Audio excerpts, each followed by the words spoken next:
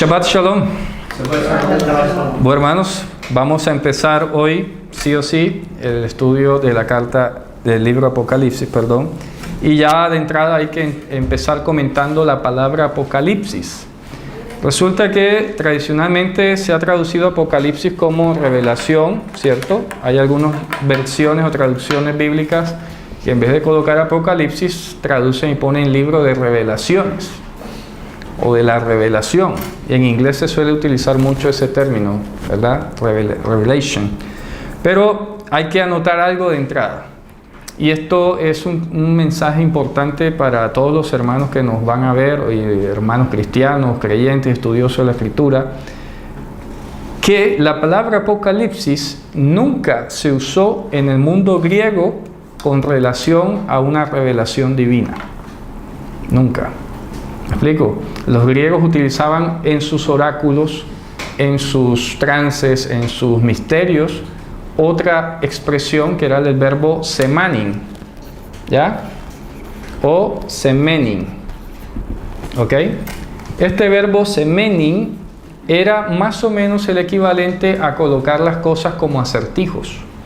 Ya se acordarán del famoso historia del acertijo que le puso en Tebas la efigie a este famoso personaje mitológico, ¿verdad? ¿Qué pasa? Que el famoso que se enamoró de la mamá y mató al papá, ¿me explico? Él tiene un episodio donde la efigie le pone una adivinanza y él, pues, aparentemente la resuelve y obtuvo allí la solución. Entonces, lo que quiero decir es que en el mundo griego se usaba esta palabra porque para los griegos, como idioma, ellos no aceptaban o no concebían una revelación de ningún Dios. Para ellos simplemente era un asunto de lógica y raciocinio, de ir pues descubriendo, siguiendo pistas y ya. Entonces era un proceso que partía del hombre hacia Dios. ¿Me explico? Del hombre hacia Dios. Por eso la palabra Apocalipsis en el mundo griego se usaba para quitar el velo de la cabeza. O sea que la palabra en griego, en el idioma, no tiene nada que ver con revelación. Estoy hablando del idioma griego, ¿no? Se utilizaba para quitar la cubierta de la cabeza. Entonces, ¿a dónde vamos con esto? ¿Por qué es importante señalarlo?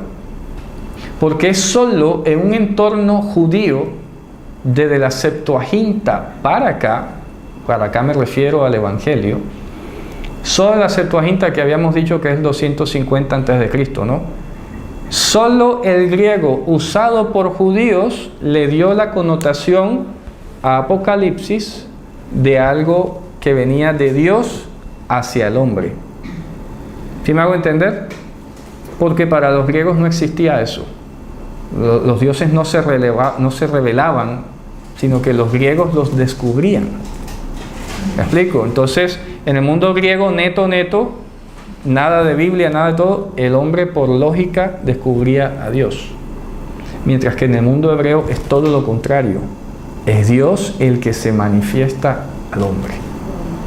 De manera que ahí no hay ningún lugar, ningún ápice para la gloria humana de decir, wow, yo descubrí esto, o decodifiqué, o acerté en esto. No, fue Dios el que se apareció. Entonces, repito, solo en un entorno judío, o dicho de otra manera, en un griego usado por judíos, Apocalipsis empezó a significar revelación o descubrimiento. Pero ya no literalmente de la capa de la cabeza, como ocurrió en el mundo griego, sino cuando Dios quitaba el velo de separación entre Él y nosotros. ¿Ya? Ahora, ya eso en la parte meramente lingüística, ¿no? Para que quede claro. ¿Y a dónde va el mensaje entonces? Que comprendamos de una vez por todas de que a pesar de que hoy tengamos un libro escrito en griego, es un griego usado por judíos. ¿Me explico? O sea, porque yo personalmente estoy convencido, y siempre lo he dicho muy de frente, yo estoy convencido que el texto original del Evangelio fue hebreo-arameo. Ya, eso yo nunca, no sé, moriré en eso, ¿no?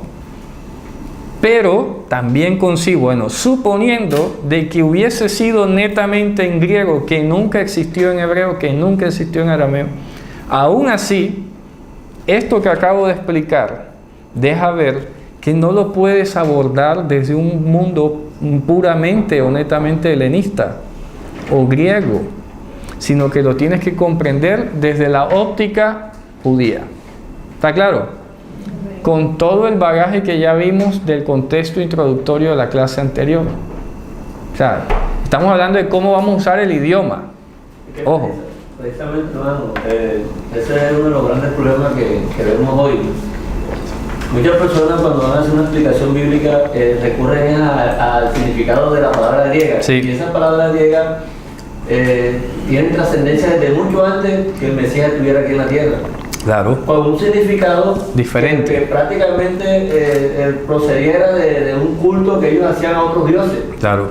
Y ahora se están aplicando para la cuestión del Evangelio, para explicar el Evangelio, las mismas palabras. Claro. Pero con un significado que no tiene nada que ver. Es correcto. Con lo que se hacía antes. Con lo que vino a traer el Mesías. Claro, así Entonces, es. Eso es un gran error cuando una persona dice esta palabra que viene del griego, claro, porque le está dando un significado errada y ya por ende el Evangelio ya pierde la esencia. Correcto, fuera de contexto. Claro, eso se llama, fuera de contexto. Entonces, Apocalipsis va a significar revelación o descubrimiento solo en un entorno judío. Y, repito, teniendo como dirección Dios-hombre, no hombre-Dios. ¿Ok? Eso, la primera parte, miren, nada más la palabra Apocalipsis nos hace hablar.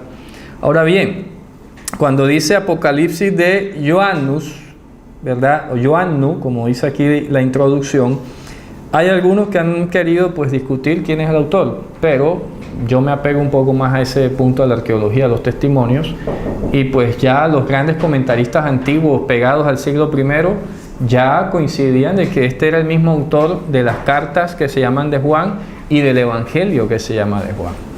¿Ok? Así que ninguno antes cuestionó esto, solamente un entorno un poco más moderno, contemporáneo, se ha querido como cuestionar de si ese era realmente Juan el que escribió o todo lo demás, pero antiguamente nadie cuestionó eso. Todo el mundo ahí cerquita, habían pasado no más de 50 años y todo el mundo reconocía y daba testimonio que efectivamente era el mismo Juan, el mismo escritor. ¿Ok?